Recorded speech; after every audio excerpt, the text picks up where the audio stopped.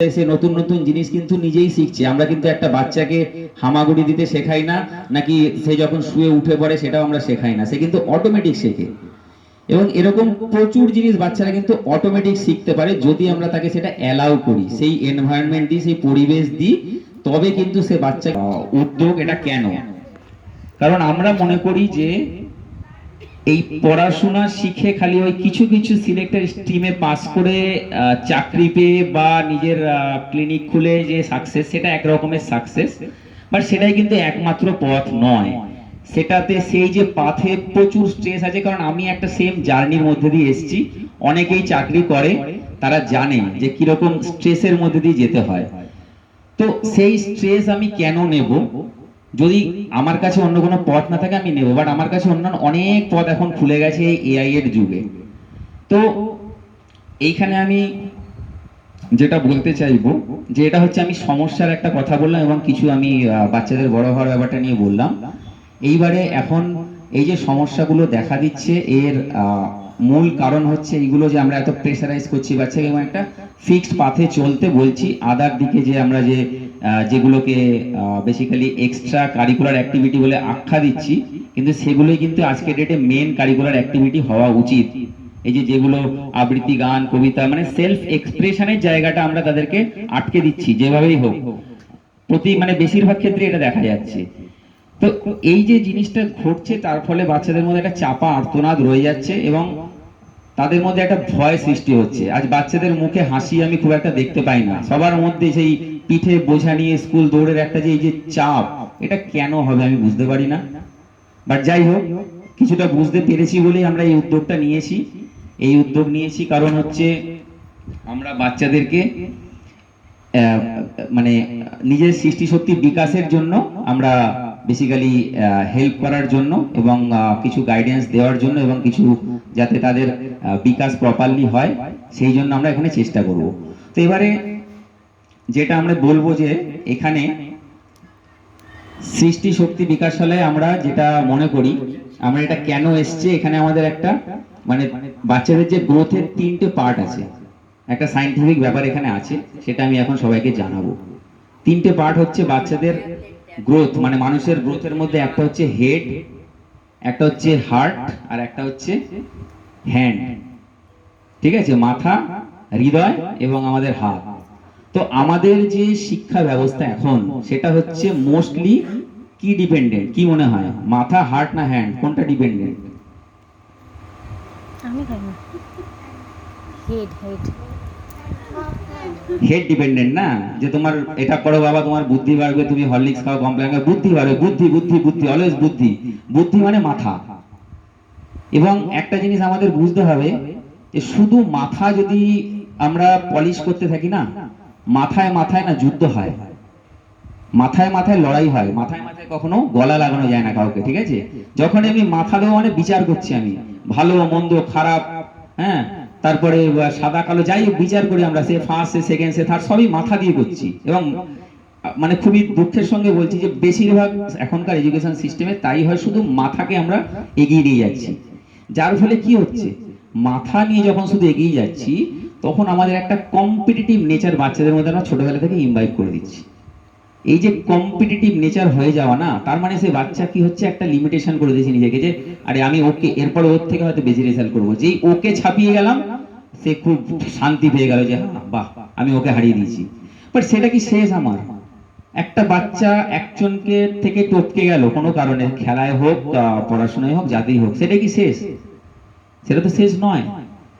তো এই যে মাথার, যে খালি মাথার উপর যে এত স্ট্রেস দেওয়া হচ্ছে এবং মাথায় স্ট্রেস হয় এত, যদি আমরা যদি শুধু পড়াশোনা পড়াশোনা পড়াশোনা করে যাই না, মাথার যে স্ট্রেস বাড়ছে, স্ট্রেস থেকে বিভিন্ন রোগের জন্ম নেয়। আজকালকার ডেটে দেখা যাবে, সবাই দেখতে পাচ্ছে, আমরাও দেখতে পাচ্ছি, হার্ট অ্যাটাকের প্রবণতা প্রচুর বেড়ে গেছে। কেন? একই কারণ। কারণ আমরা হার্টের যে ভালো লাগা, ভালো লাগা থেকে হার্ট খুশি থাকে, খুশি হওয়া সব থেকে বড় দরকার এখনকার দিনে। খুশিটা আমরা বাচ্চাদের থেকে যেভাবেই হোক কিছু একটা করে কেড়ে নিচ্ছি, অজান্তে হোক জানতে হোক। বাবা মা কখনো বাচ্চার খারাপ চায় না, এটা আমি পুরোপুরি মনে করি। আমি যেমন আমার বাচ্চার ভালো চাই, প্রত্যেকটা মা বাবা তার বাচ্চার ভালো চায়। কিন্তু ভালো চাইতে গিয়ে হয়তো বাবা মায়েরা অনেক দিক জানতে পারছে না, যার জন্য এই পথটা ফলো করে যাচ্ছে যে এইটাই আমার সাকসেসের পথ। সেখানে হয়তো এখানকার মা বাবা সেটা নাও হতে পারে, অন্য মা বাবাও হতে পারে, যারা হয়তো ব্যাপারটা নিয়ে অ্যাওয়্যার নয়। ঠিক আছে, এই এই যে জিনিসটা আমরা চাইছি কি, বাচ্চাদের মধ্যে একটা, বাচ্চাদের গ্রোথ হোক, but not only head growth, growth should be balanced, মানে হেডের সঙ্গে হার্ট অ্যান্ড হ্যান্ড বোথ। এবং এই যে হেড হার্ট হ্যান্ড, এই জিনিসটা আমি অনুপ্রাণিত হয়েছি একজন ব্যাঙ্গালোরে একজন এরকম টিচার আছেন, উনি একটা গুরুকুল চালান, বিদ্যা ক্ষেত্রা বলে, কেউ ইউটিউবে সার্চ করলে দেখতে পাবেন। বিদ্যা ক্ষেত্র মানে বিদ্যা ক্ষেত্র আর কি, বিদ্যা ক্ষেত্র। তার একটা, আমি সবাইকে অনুরোধ করবো যে ওই ভিডিওটা একবার দেখতে। ওনার নাম হচ্ছেন শ্রী মুনিম মুনিম ওনার সারনেমটা আমি ভুলে যাচ্ছি। বিদ্যা ক্ষেত্র সার্চ করলে পাওয়া যাবে ওটা, তা আমি না আমাদের গ্রুপে দিয়ে দেবো ওটা। তো ওনার থেকে আমি অনুপ্রাণিত হয়েছিলাম যে উনি যেটা, ওনার এই যে মডেলটা যেটা, যে হেড হ্যান্ড এবং হার্ট, মানে হেড হচ্ছে আমাদের জ্ঞান, জ্ঞানা, ইচ্ছা অ্যান্ড ক্রিয়া, এই যে তিনটে জিনিসের ব্যালেন্স। আমরা শুধু জ্ঞান নিয়ে বড় হচ্ছি এবং শুধু ওইভাবে এগিয়ে যাচ্ছি, যার জন্য এই যে সমস্যার যে কারণ হচ্ছে কিন্তু তাই আজকের দুনিয়াতে এত জ্ঞান বেশি হয়ে যাচ্ছে, এই যে চারিদিকে যুদ্ধ হচ্ছে, প্রত্যেকটা কিন্তু সেই হেডের জন্য হচ্ছে। অনলি আমি ওকে টেক্কা দেবো, আমি ওকে হারিয়ে দেবো, আমি ওকে গুড়িয়ে দেবো, আমি ওকে মেরে দেবো, এই চলছে চারিদিকে। এত যুদ্ধ কেন, শান্তি নেই কেন? তার একটাই রিজন যদি আমরা খুঁজতে যাই, because there is no balance between head heart and hand. তো ওনার ওই কথা থেকে আমি প্রচন্ড অনুপ্রাণিত হই, এবং আমাদের এই এই যে মানে কিভাবে এই ব্যাপারটাকে প্রপার একটা রূপ দেওয়া যায়, সো দ্যাট মানুষকে আমরা বোঝাতে পারি। কারণ মানুষকে বোঝাতে গেলে না, তার একটা প্রপার অ্যানালজি দরকার হয়, একটা মডেল দরকার হয়। তো সেই মডেলটা যখন আমি ওনার থেকে জানতে পারি, ইভেন আমরা দুজনে মিলে আলোচনা করে এমন ডিসিশন নিয়ে ফেলছিলাম যে আমরা ব্যাঙ্গালোর চলে যাব, ওই স্কুলে ওনাকে আমাদের ছেলেকে ভর্তি করাবো বলে। বিকজ এই যে এখানকার যে এডুকেশন সিস্টেম, বেশিরভাগ ক্ষেত্রে আমাদের একদম মানে ইয়ে হচ্ছিল না, পছন্দ হচ্ছিল না, যে অনলি হেড আর হেড, প্রতি কোয়ার্টারে পরীক্ষা, কেউ তো প্রতি মাসে পরীক্ষা নেয়, কেউ আবার সারপ্রাইজ টেস্ট নেয় আজকাল ডেটে, যে কালকের ডেটে কালকে এসে হঠাৎ করে একটা পরীক্ষা নিয়ে নেবো। আরে কি আছে, বাচ্চাটাকে তুমি অন্যভাবে অবজার্ভ করো না। তো যাই হোক, এবার ব্যাপারটাকে এইভাবে যদি আমরা দেখি, যে আমরা এবারে ভাবলাম কি, দেখো আমরা যেতে পারলাম না ওখানে, বিকজ অফ আমাদের ফ্যামিলিজ আছে, আমাদের প্যারেন্টসরা এখানেই থাকে, তো আমরা ওইভাবে চট করে চলে যেতে পারি না।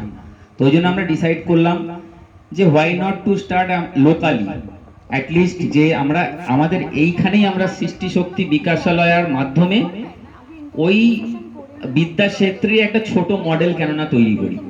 সেই থেকেই আমাদের এই ভাবনাটা শুরু, এবং সেখান থেকেই আমরা তারপরে যখন আমি দেখছিলাম যে মানুষ যে এত রকমের বিভিন্ন বিভিন্ন কাজও করতে পারে, এবং ওর মধ্যে অদম্য একটা মানে ইচ্ছা শেখার, স্যার যেটা বললেন, আমার ওয়াইফ বলে বলছি না, এটা খুবই জেনুইন ব্যাপার, সোশ্যাল মিডিয়ায়ও ছাড়তে থাকে, তোমরাও দেখতে থাকো, তো ওর মধ্যে একটা অদম্য ইচ্ছা। তো আমরা ভাবলাম যে দুজনে মিলে ডিসকাস করলাম যে কেননা আমরা একটা এরকম একটা চালু করি ড্রাইভ, যাতে করে আমরা আমাদের শুধু আমাদের বাচ্চা কেন, আশেপাশের সমস্ত বাচ্চাকে নিয়ে, এবং শুধু সমস্ত আশেপাশের বাচ্চা নয়, ফিজিক্যালি না, আমরা এটাকে ডিজিটালি একটা আমরা মডেল বানিয়েছি, যেটার মাধ্যমে আমরা অনেককে একসঙ্গে করতে পারবো, এবং এটা একটা কমিউনিটি মডেল হিসেবে আমরা যাব, যাতে করে কিনা আমরা একসঙ্গে অনেকের একসঙ্গে বিকাশ করতে পারি, এবং অনেক প্যারেন্টসদেরকে বোঝাতে পারি এই জিনিসটা, যে শুধু মাথা সর্বস্ব পড়াশোনা করিয়ে কিন্তু লং টার্মে কোনো লাভ হবে না। শর্ট টার্মে হয়তো মনে হচ্ছে যে আমার বাচ্চা ফার্স্ট হচ্ছে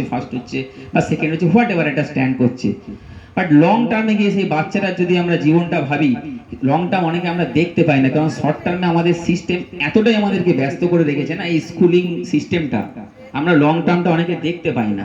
তো আমাদের উদ্দেশ্য হচ্ছে লং টার্মটা সবাইকে দেখানো, বোঝানো, এবং এই যে হার্ট হ্যান্ড এবং হেডের মধ্যে ইচ্ছা ক্রিয়া জ্ঞানা, এই তিনটের মধ্যে ব্যালেন্স তৈরি করার আমরা চেষ্টা করছি। আমাদের ওয়ে অফ মানে এটা ব্যালেন্স করার হচ্ছে ক্রাফট এবং ডিফারেন্ট অ্যাক্টিভিটিস।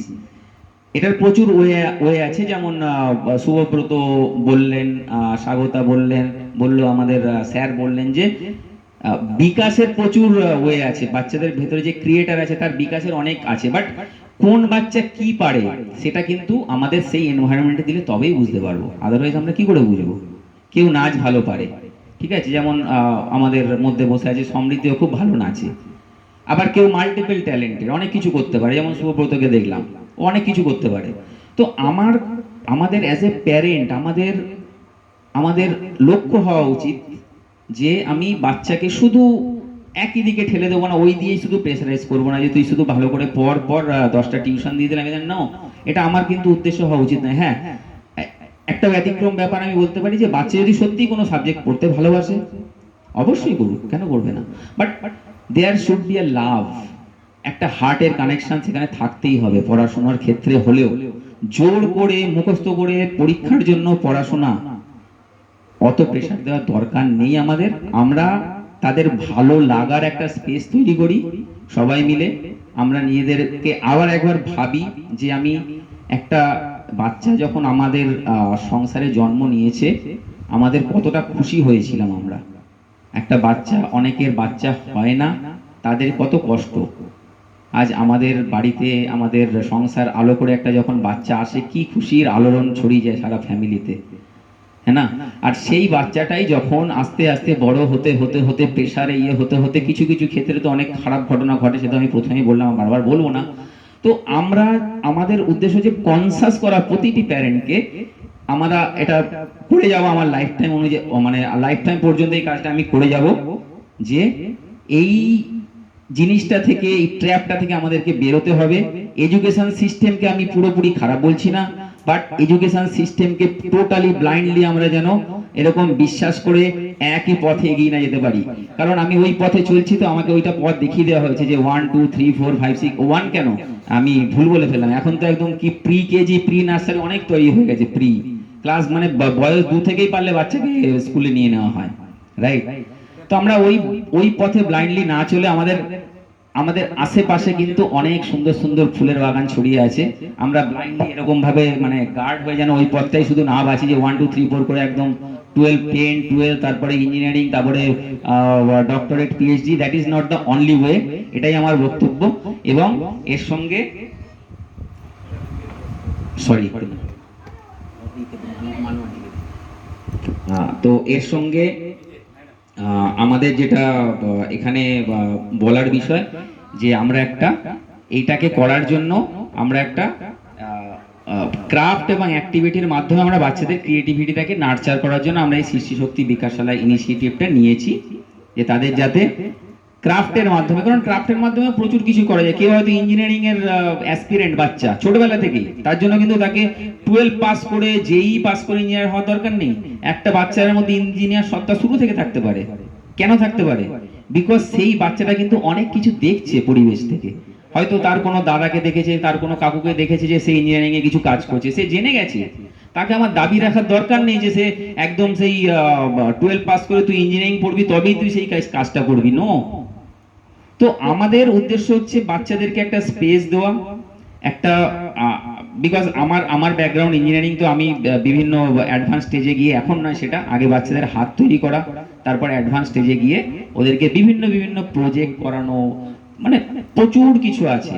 আমরা প্রকৃতির থেকে প্রচুর কিছু শিখি, প্রচুর কিছু আছে করানোর বাচ্চাদের, যার মাধ্যমে তাদের সৃষ্টি শক্তির বিকাশ করা যায়। এবং আমরা সেই জন্যই একটা কমিউনিটি মডেল তৈরি করেছি, যেটা হচ্ছে আমি খুব সংক্ষেপে বলবো আমাদের মডেলটা, কারণ বেশি দীর্ঘায়িত করবো না, আরো কিছু অনুষ্ঠান আছে, অনেকের হয়তো কালকে স্কুলও আছে।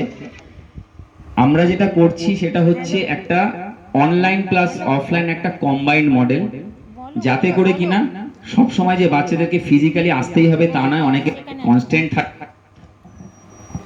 অনেকের অনেক আসতে যেতে অনেক কনস্ট্যান্ট থাকে, ঝড় বাদল বৃষ্টি অনেক কিছু থাকে। তো এখন ডিজিটাল মানে ইন্টারনেটের প্রসারের ফলে আমাদের অনেক ডিজিটাল অ্যাক্সেস অনেক বেড়ে গেছে।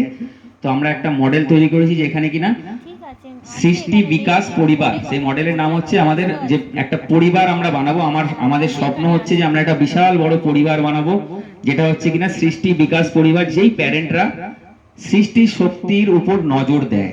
হয়তো সবাই সেটা জয়েন করবে না, সবার মতামত ভিন্ন হতে পারে অনেকের, বাট যারা যারা সৃষ্টি শক্তির উপর জোর দিতে চায়, যারা যারা সৃষ্টি শক্তি বিকাশের মর্মটা বুঝতে পারে, সেটা আমরা বোঝানোর জন্য কাজ করব। যারা বুঝতে পারছে না তারা আলাদা, মানে তারা অন্যভাবেও ভাবতে পারে, সেটা কোনো ব্যাপার নয়। বাট যারা যদি বুঝতে পারে তাদেরকে নিয়ে আমরা একটা কমিউনিটি মডেল বানাবো, আমরা কমিউনিটি একটা বানাবো যারা কিনা সবসময় কাজ করবে কি সৃষ্টি শক্তি বিকাশের দিকে ফোকাস দেবে তারা, রাইট?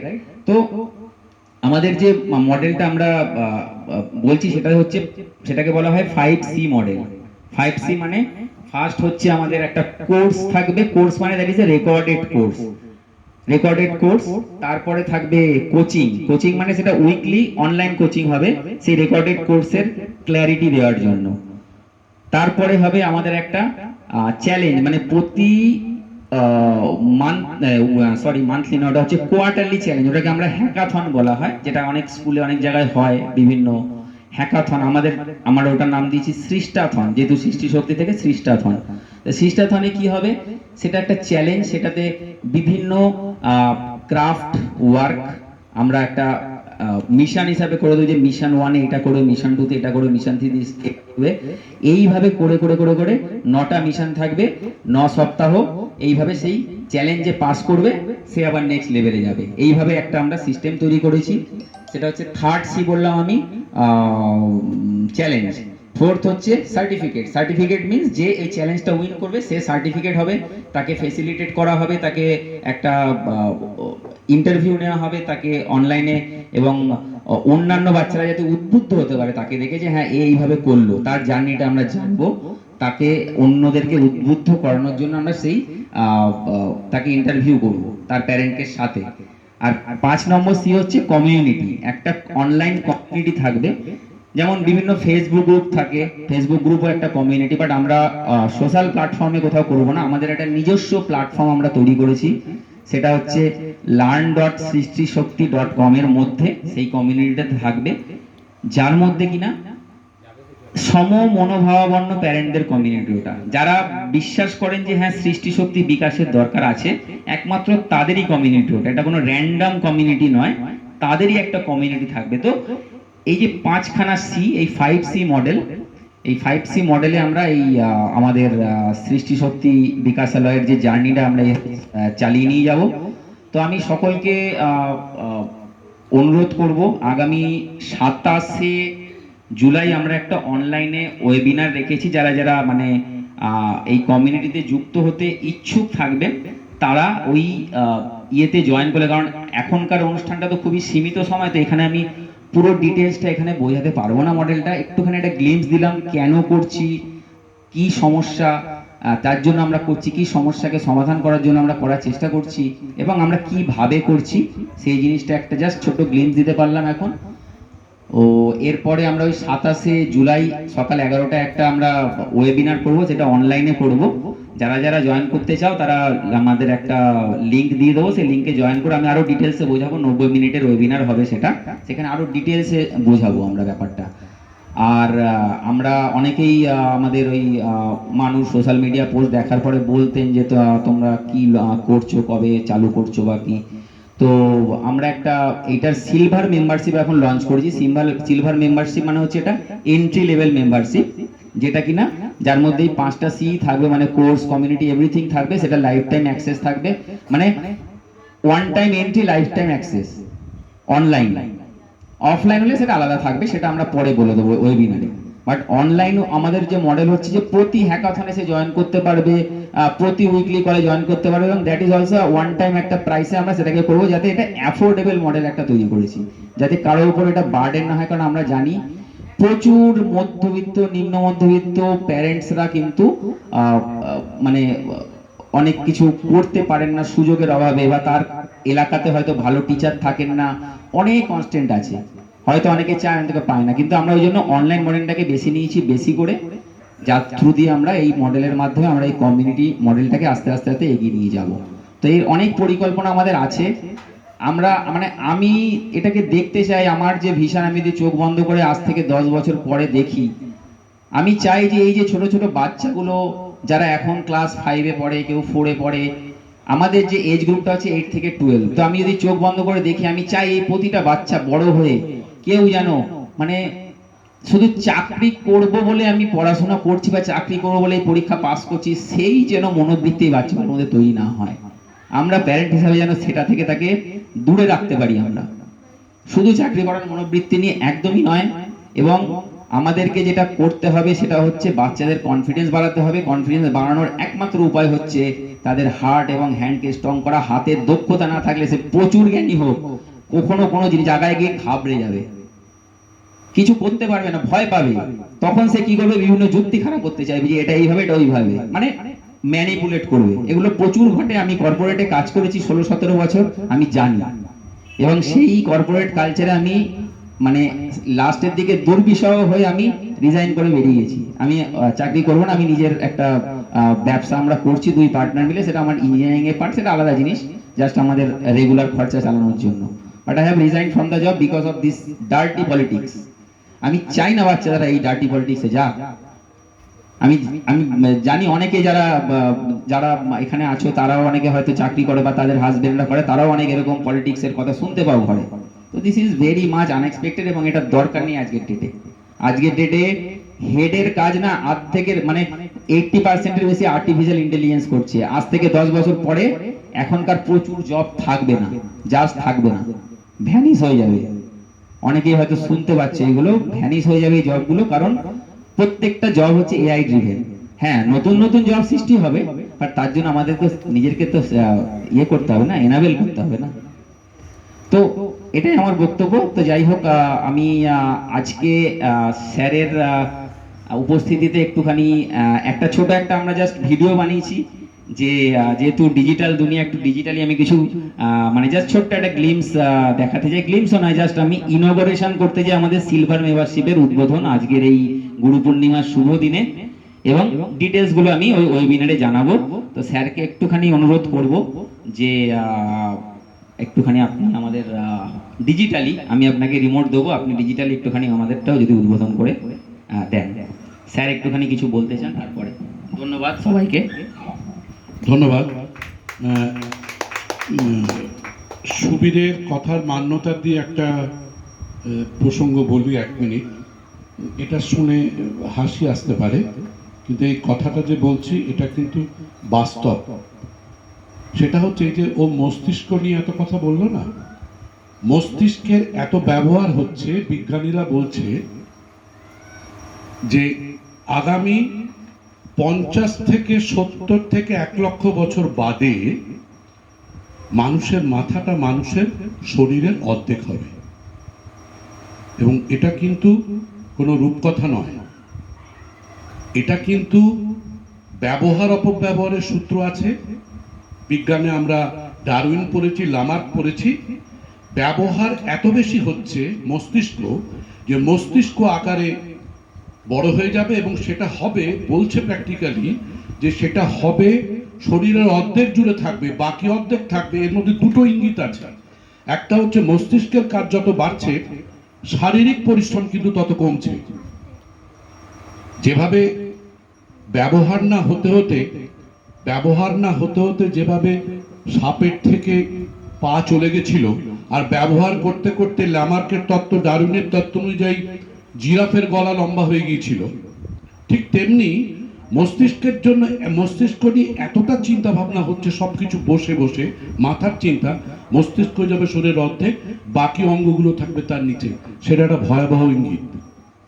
তো এই আক্ষরিক অর্থ যে মাথা মাথা বলছিল, আমি কল্পনা করছি আজ থেকে সত্যি বিজ্ঞানীর এটা প্রমাণ করেছেন যে সত্যি আজ থেকে 70 বছর কি 1 লক্ষ বছর বাদে মানুষের চেহারাটা দাঁড়াবে যে মস্তিষ্ক শরীরের অর্ধেক, বাকি অংশটা। এবং এটা কিন্তু এই কথাটা বললাম ওই আমাদের কি বলে মানুর এই সুবীরের এই কথার সূত্র ধরে, যোগের সূত্র ধরে এই কথাটা বললাম আর কি।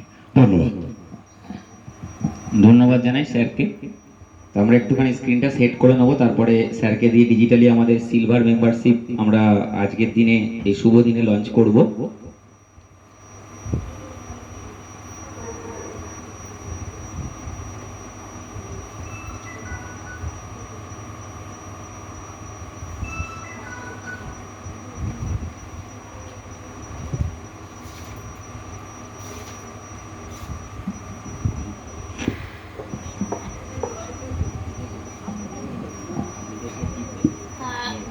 যে কোনো একটা পিস ওকে ওকে নিয়ে যাবো, কিছু করবো না, এই মানে সেখানে কি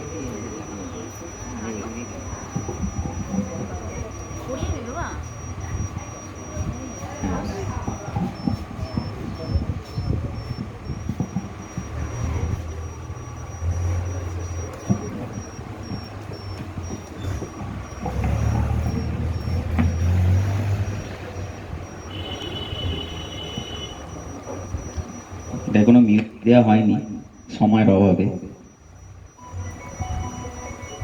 এখানে একটু মিউজিক আছে। এটা শেষ সময় তৈরি করেছি, তো বেশি কিছু বানাতে পারিনি, নিজের হাতেই তৈরি করেছি বিভিন্ন এআই সফটওয়্যার ইউজ করে, ডিজাইন সফটওয়্যার ইউজ করে। ধন্যবাদ স্যার।